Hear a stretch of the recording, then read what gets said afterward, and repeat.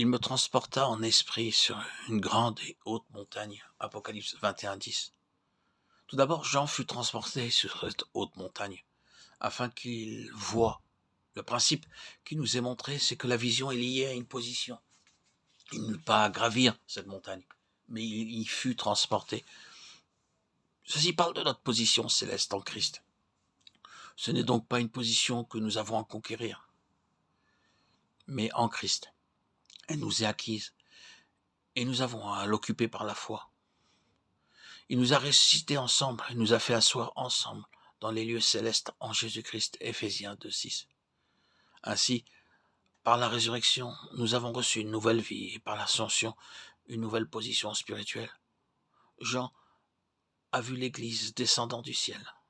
C'est là qu'elle est née, dans le cœur même de Dieu, avant les temps éternels. Éphésiens 1, 4, 5, 6. Elle est un corps céleste et spirituel, géré et gouverné des cieux, et non un système terrestre savamment organisé. L'Église est liée à Christ dans le ciel. Nous verrons et comprendrons cette sainte cité si nous n'atteignons pas cette position céleste.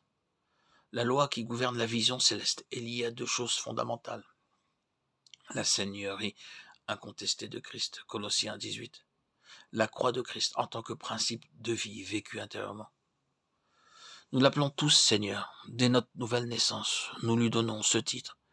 Mais il ne l'est que nominalement. C'est la croix plantée en nous qui l'établit progressivement. Et sa mesure effective ne peut être plus grande que la mesure de la croix que nous expérimentons. La croix, dont son principe établit les droits sans partage du Seigneur en nous, c'est quelque chose que nous avons à consentir chaque jour. En se tenant par la foi unie à Christ dans sa mort, quant à lui-même, le croyant apprend à vivre par la vie venant de l'Esprit. La croix vécue dans son principe produit par la discipline et la révélation du Saint-Esprit, la séparation par laquelle nous faisons l'expérience de notre union céleste avec Christ, ressuscité et glorifié.